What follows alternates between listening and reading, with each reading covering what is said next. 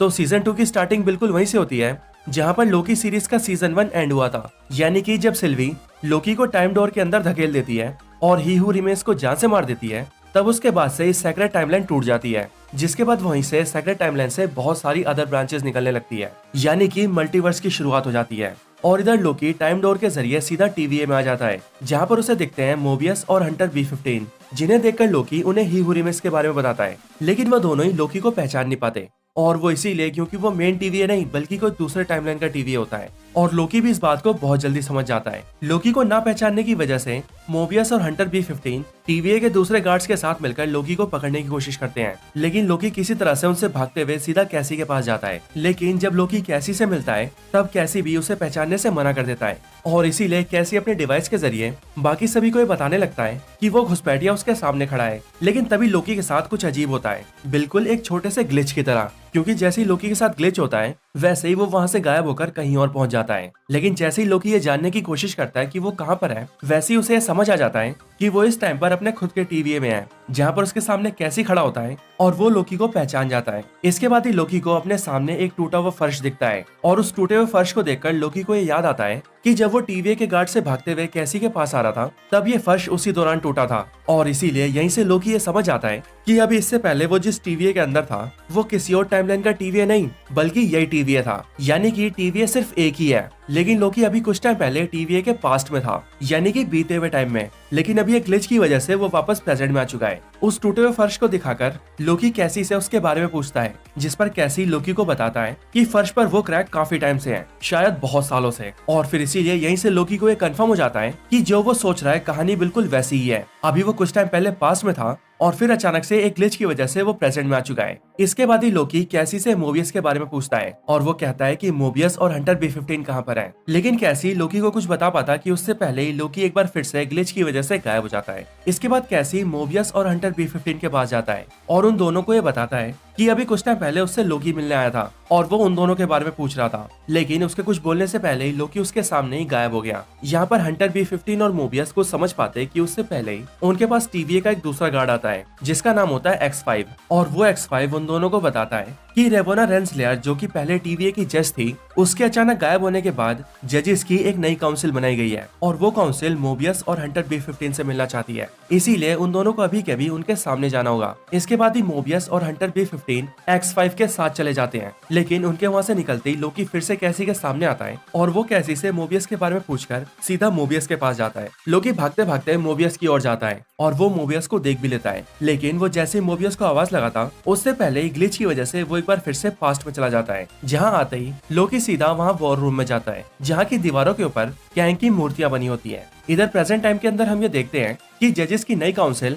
Mobius और Hunter B15 से पूछ रहे होते हैं कि सेक्रेट टाइमलाइन पूरी तरह से टूट चुकी है और उसके अंदर बहुत सारी ब्रांचेस बन रही हैं, लेकिन तुम दोनों उन ब्रांचेस को रोकने की बजाय उन्हें रोकने के ऊपर ही बैन लगा रहे हो और बाकियों को भी ऐसा करने से रोक रहे हो। तो क्या हम जान सकते हैं कि तुम लोग ऐसा क्यों कर रहे हो? ये सुनने के बाद हंटर B15 जज से कहती है कि हमें इस बात को समझाने का एक मौका चाहिए। इधर कहानी फिर से पास्ट में आ जाती है, जहाँ पर लोकी उस वॉर रूम के अंदर अलग अलग चीजों को देख रहा होता है, और फिर तभी लोकी की नजर एक टेप के ऊपर जाती है, जिसे लोकी जैसे ही प्ले करता है वैसे ही उसके अंदर से कैंग की आवाज आती है। हालांकि ये कैंग का कौन सा वेरिएंट होता है ये तो हमें नहीं पता, बट कैंग का वो वेरिएंट कहता है, तुम कमाल की हो रेवोना रेंसलेयर, तुम्हारे साथ काम करके मुझे बहुत मजा आएगा। तुमने तो इस पूरी जंग का रुख ही बदल दिया है और इसीलिए तुम्हारा शुक्रिया मेरा साथ देने के लिए। और फिर इसके बाद ही रेवोना की भी आवाज आती है जो कि कैंग के वेरिएंट से थैंक्स कहती है। इधर स्टोरी फिर से प्रेजेंट में आती है, जहाँ पर हंटर B15 जज को बताते हुए कहती है कि हम लोग ये समझ चुके हैं कि हम सब वेरिएंट्स हैं, वो वेरिएंट्स जो कि सालों से टीवीए के अंदर काम कर रहे हैं, लेकिन इस टीवीए से पहले हम सबकी जिंदगी थी,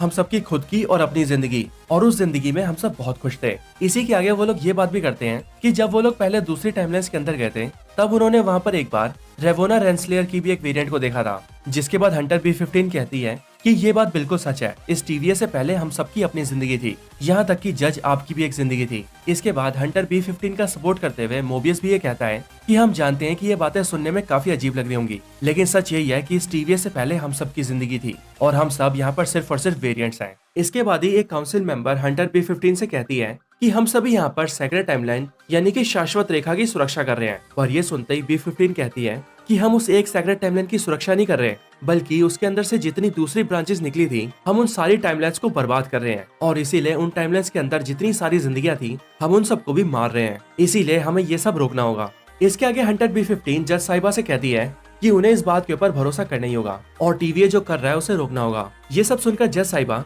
हंटर B-15 की बातों पर थोड़ा गौर करती है और इन सारी बातों को समझने के लिए टीवीए को ये ऑर्डर जारी कर देती है कि वो अभी के अभी दूसरे टाइमलाइन्स को ब्रून करना बंद कर दें। इसके ठीक बाद ही वहाँ पर लोकी फिर से आ जाता है और वहाँ पर आने के बाद ही लोकी मोबियस से कहता है कि क्या तुम मुझे जानते हो या फिर नहीं, जिस पर मोबियस उससे कहता है हाँ लोकी, मैं तुम्हें जानता हूँ। बट ये देखकर टीवीए का दूसरा गार्ड यानी कि X5 लोकी के ऊपर हमला करने आता है और उससे अपनी स्टिक से वार करने जाता है, लेकिन लोकी उससे उसकी स्टिक ले लेता है और उस स्टिक को लेकर सीधा दीवार पर मारता है, जिसके बाद दीवार की वो वॉल जल जाती है और पीछे से बिल्कुल वही इमेज बाहर आती है जिस इमेज को लोकी ने पास्ट में देखा था। और फिर लोकी सभी को ये दिखाता है कि यही वो शख्स है जिसने इस पूरी टीवीए को बनाया है और इसी की वजह से तुम सभी सालों से यहाँ पर फंसे हो, क्योंकि इसने तुम्हारी जिंदगियां चुराई हैं। लेकिन बुरी खबर तो ये है कि अब ये वापस आने वाला है और एक बहुत बड़ी जंग होने वाली है। लेकिन लोकी की इन सारी बातों को सुनकर मोबियस उसके हाथ से स्टिक ले लेता है और वो उससे कहता है कि वो शांत हो जाए और शांति से उसके साथ चले। लोकी, मोबियस और हंटर B-15 के वहाँ से जाने के बाद काउंसिल X5 को ये ऑर्डर्स देते हैं कि वो सभी जल्दी से जल्दी सिल्वी को ढूंढे, क्योंकि ये सारा कांड उसी की वजह से हो रहा है। इधर मोबियस लोकी से पूछता है कि जब आखिरी बार मैं तुम्हारे साथ था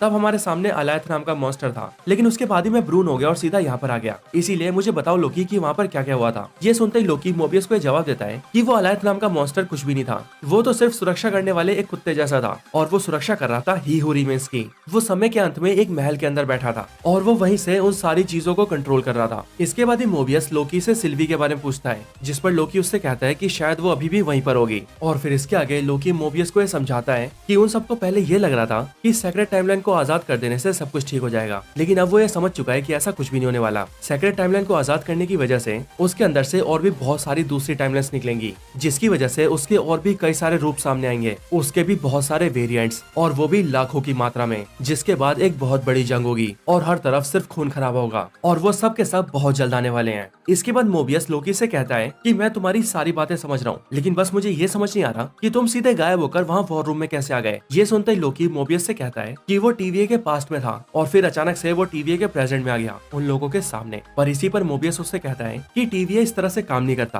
टीवीए का ना तो कोई पास्ट है और ना ही कोई फ्यूचर, टीवीए टाइम से परे है, इसीलिए तुम्हारे साथ कुछ और हुआ होगा, ऐसा तो नहीं हो सकता। लेकिन ये सुनकर लोकी उससे कहता है कि बेशक से पहले टीवीए का पास्ट और प्रेजेंट ना हो, लेकिन अब है, क्योंकि उसके साथ ऐसा हुआ है। लेकिन मोबियस फिर भी लोकी की बातों पर भरोसा नहीं करता, बट उसके सामने ही लोकी एक बार फिर से ग्लिच करता है और वहाँ से गायब हो जाता है और फिर कुछ ही सेकंड के अंदर वापस भी आ जाता है, जो देखकर मोबियस को भरोसा हो जाता है कि लोकी जो भी कह रहा है वो सच कह रहा है। इसके बाद मोबियस लोकी से कहता है कि उन्हें लोकी की इस हालत को ठीक करना होगा और उसके लिए वो मिस मिनट को कॉल कर रहा है ताकि मिस मिनट उनकी हेल्प कर सके। लेकिन ये सुनते ही लोकी मोबियस को रोक देता है और वो उसे समझाता है कि मिस मिनट भी उसके साथ मिली हुई है, यानी कि उस ही हू रिमेन्स के साथ, और इसीलिए वो बिल्कुल भी भरोसे लायक नहीं है। इसके बाद मोबियस लोकी से कहता है कि उन दोनों को रिपेयर एंड एडवांसमेंट डिपार्टमेंट में जाना चाहिए, क्योंकि वहाँ से उन दोनों को मदद मिल सकती है, क्योंकि उन दोनों को लोकी के इस तरह से बार बार गायब होने की स्थिति को रोकना होगा। इसके बाद ही मोबियस लोकी को सीधा उस डिपार्टमेंट में ले जाता है, जहाँ पर जाने के बाद उन दोनों की मुलाकात औरोबोरस से होती है, जो कि उन दोनों से मिलकर लोकी से कहता है कि मैं और मोबियस एक दूसरे को काफी टाइम से जानते हैं और मोबियस मुझे प्यार से ओबी बुलाता है। लेकिन मोबियस को इस बारे में कुछ भी याद नहीं आता, लेकिन वो लोकी के सामने बहाना करता है कि वो ओबी को जानता है। इसके बाद ही मोबियस ओबी को लोकी की स्थिति बताता है, जो बताते ही लोकी एक बार फिर से ग्लिच करता है और पास्ट में चला जाता है और सीधा पास्ट के ओबी से मिलता है। इधर प्रेजेंट टाइम में मोबियस ओबी से कहता है कि देखा तुमने, यही दिक्कत है इसके साथ, और फिर ये देखकर ओबी उसे बताता है कि ये टाइम स्लिपिंग है, यानी कि अचानक से टाइम के फ्लो में आगे या पीछे निकल जाना। फिर इधर पास्ट टाइम में हम ये देखते हैं कि लोकी पास्ट के ओबी से कहता है कि उसे ये प्रॉब्लम हो रही है, जिस पर पास्ट का ओबी भी ये समझ आता है कि वो टाइम स्लिपिंग है और इसीलिए लोकी उससे कहता है कि वो इसे ठीक करने में उसकी मदद करे, जिस पर पास्ट का ओबी उसके लिए एक डिवाइस बनाता है और वो लोकी से कहता है कि इस डिवाइस के जरिए तुम्हें ठीक किया जा सकता है। इधर प्रेजेंट टाइम में मोबियस के सामने ओबी को कुछ बातें याद आने लगती हैं और वो इसीलिए क्योंकि इसी टाइम पर पास्ट में जाकर लोकी ओबी से बातें कर रहा होता है, इसीलिए ओबी को याद आ जाता है कि उसने लोकी के लिए पास्ट में एक मशीन बनाई थी जिससे लोकी के टाइम स्लिपिंग को ठीक किया जा सकता है। इधर प्रेजेंट टाइम में मोबी ओबियस को वो डिवाइस देता है और साथ ही साथ उसे ये भी बताता है कि लोकी के साथ ये इसीलिए हो रहा है क्योंकि वो समय की धारा में फंसा हुआ है और इस मशीन की मदद से मोबियस को लोकी को वहाँ से निकालना होगा। लेकिन ये काम बहुत खतरनाक है, क्योंकि अगर इसे समय रहते नहीं किया गया तो इससे मोबियस की जान चली जाएगी। इसके बाद ही ओबी लोकी और मोबियस को लेकर सीधा टेम्पोरल लूम में जाता है, जो कि टीवीए की सबसे मेन जगह थी और यहीं से ही लोकी को ठीक किया जा सकता है। सकता है। यहाँ ओबी उन दोनों को बताता है कि इसी जगह पर दूसरी टाइमलाइंस को सेक्रेट टाइमलाइन के अंदर मिलाया जाता है और लोकी को ठीक करने का सिर्फ यही तरीका है, क्योंकि यहाँ पर मोबियस को लोकी को टाइम फ्लो के अंदर से निकालना होगा। इसके बाद ही ओबी सभी से कहता है कि इस टेम्पोरल लूम के ऊपर बहुत ज्यादा प्रेशर बढ़ चुका है और वो इसीलिए क्योंकि वो देख सकता है कि यहाँ पर अचानक से बहुत सारी टाइमलाइंस बनती जा रही है, जिसकी वजह से ये ओवरलोड हो गया है और अगर सब कुछ ऐसी रहा तो ये ब्लास्ट हो जाएगा। लेकिन वो ब्लास्ट को रोकने के लिए इसके दरवाजे बंद कर सकता है, जिससे कि उस ब्लास्ट का असर उनके ऊपर ना हो। और क्योंकि ब्लास्ट बहुत ही कम टाइम में होने वाला है, इसीलिए अब उनके पास बहुत ही कम टाइम रह गया है और इतने कम टाइम के अंदर ही उन्हें लोकी को ठीक करना होगा। इसके बाद ओबी लोकी को भी एक डिवाइस देता है और उससे कहता है कि इस डिवाइस के अंदर जैसी हरी लाइट जले वैसे ही तुम इस डिवाइस को एक्टिवेट कर देना, जिसकी वजह से तुम टाइम स्ट्रीम के अंदर वापस आ जाओगे और फिर वहीं से मोबियस तुम्हें खींचकर बाहर निकाल लेगा। और फिर ओबी उन सबसे ये भी कहता है कि इन सबको करने के लिए तुम्हारे पास सिर्फ 5 मिनट है, तो जाओ और अपना काम जल्दी से करो। इधर मोबियस और लोकी प्लान कर ही रहे होते हैं कि वो दोनों मिलकर अपना काम कैसे करेंगे कि इतने में लोकी के साथ एक बार फिर से ग्लिच होता है और वो फिर से वहां से गायब हो जाता है। लेकिन इस बार वो टीवीए के पास्ट में जाने की बजाय टीवीए के फ्यूचर में चला जाता है। लोकी देखता है कि हर तरफ अफरा तफरी मची हुई है और फ्यूचर टीवीए की हालत कुछ खास अच्छी नहीं है और इसीलिए चीजों को पता लगाने के बारे में लोकी इधर उधर जाने लगता है। इधर ओबी मोबियस को सूट पहनाकर तैयार कर देता है और उसके हाथों में उस डिवाइस को देकर उसे टेम्परल लूम के पास भेज देता है। लेकिन इसके साथ ही लोकी को यह भी याद आता है कि वहां से टाइम स्ट्रीम के अंदर जाने के लिए लोकी को टाइम स्टिक की जरूरत पड़ेगी। वो टाइम स्टिक प्रेजेंट टाइम में लोकी के पास होती है, लेकिन क्योंकि ग्लिच की वजह से वो फ्यूचर में आ गया था, इसीलिए यहाँ पर वो टाइम स्टिक को ढूंढने लगता है और फिर जैसे ही उसे टाइम स्टिक मिलता है वो वैसे ही खुद को भ्रूण कर लेता है और सीधा टाइम स्ट्रीम के अंदर चला जाता है। इधर मोबियस काफी टाइम से लोकी के इंतजार में खड़ा होता है, लेकिन क्योंकि वो टेम्परल लूम बहुत ज्यादा ओवरलोड जाता है, इसीलिए ओबी मोबियस से कहता है कि वो वापस आ जाए, क्योंकि अगर वो अभी वापस नहीं आया तो उसे मजबूरन इस गेट को बंद करना होगा। मोबियस ओबी से थोड़ी देर रुकने के लिए कहता है और वो उससे कहता है कि लोकी आता ही होगा, लेकिन ओबी को मजबूरन गेट को क्लोज करना पड़ता है और गेट को क्लोज करने के लिए वो बटन को ऑन कर देता है। और वो इसीलिए क्योंकि अगर वो ऐसा नहीं करता तो वहां पर होने वाले ब्लास्ट की वजह से पूरा टीवी और उसके अंदर के सारे लोग मारे जाते हैं। ओबी के बटन दबाते ही गेट क्लोज होने लगता है और इसीलिए वो मोबियस को किसी तरह से वापस आने के लिए कहता है। इधर मोबियस भी ये समझ जाता है कि अब लोकी वहां पर नहीं आने वाला, क्योंकि शायद से लोकी अब टाइम स्ट्रीम के अंदर कहीं खो गया है। इसीलिए मोबियस भी वापस आने की कोशिश करने लगता है, बट उसके लिए वापस आना बहुत मुश्किल होता है और इसीलिए वो धीरे धीरे अपने कदम बढ़ाने लगता है। लेकिन फिर तभी मोबियस को लोकी दिख जाता है और इसीलिए वो अपने डिवाइस के जरिए लोकी को वहां से खींच लेता है, जिसके बाद लोकी सीधा उड़ते हुए मोबियस से आकर टकराता है और वो दोनों ही गेट के बंद होने से पहले टीवी के अंदर आ जाते हैं और इस तरह से मोबियस लोकी को बचा लेता है और लोकी मोबियस को बचा लेता है। लेकिन इसके बाद ही टीवीए की दूसरी तरफ हंटर B-15 ये देखती है कि टीवीए के बहुत सारे सोल्जर्स टाइम गेट के जरिए कहीं जा रहे होते हैं और उन सबको देखकर हंटर B-15 ये समझ जाती है कि अब कुछ बहुत बड़ा होने वाला है और इसके साथ ही ये एपिसोड यहीं पर खत्म हो जाता है। एपिसोड के खत्म होने के बाद इसके अंदर एक पोस्ट क्रेडिट सीन भी आता है, जिसके अंदर हम ये देखते हैं कि टाइम डोर के जरिए सिल्वी एक बिल्कुल ही अनजान टाइमलाइन के अंदर पहुंच जाती है, जो कि सेक्रेट टाइमलाइन की एक ब्रांच टाइमलाइन होती है और जहां वो पहुंचती है उस जगह का नाम होता है ब्रॉक्सटन ओक्लाहोमा और ये साल होता है साल 1982। यहाँ पर आने के बाद ही सिल्वी पास के एक मैकडोनल्ड स्टोर में जाती है और वहां जाकर कुछ खाने के लिए मांगती है और फिर इसके साथ ही ये पूरा एपिसोड यहीं पर खत्म हो जाता है। तो दोस्तों यही थी स्टोरी लोकी सीजन 2 के पहले एपिसोड की। आपको इसकी कहानी कैसी लगी मुझे कमेंट्स में जरूर बताएं और अगर आप सभी का कोई और रिकमेंडेशन हो तो आप वो भी मुझे कमेंट्स में बता सकते हैं। बाकी ये वीडियो पसंद आई हो तो हमारे चैनल में जाकर ऐसी और भी कमाल की वीडियोस देख सकते हैं। तो बस आज की इस वीडियो में इतना ही। इस वीडियो को यहीं पर एंड करते हैं। वीडियो पसंद आई हो तो लाइक करें, चैनल को सब्सक्राइब नहीं किया तो अभी के भी सब्सक्राइब करें। बाकी वीडियो को शेयर करना चाहते हैं तो इसे अपने फ्रेंड्स के साथ शेयर भी जरूर करें और आप सभी इसी तरह से हंसते और मुस्कुराते रहें। बाकी मैं आप सबसे मिलता हूँ ऐसे किसी और बेहतरीन वीडियो में, तब तक के लिए गुड बाय।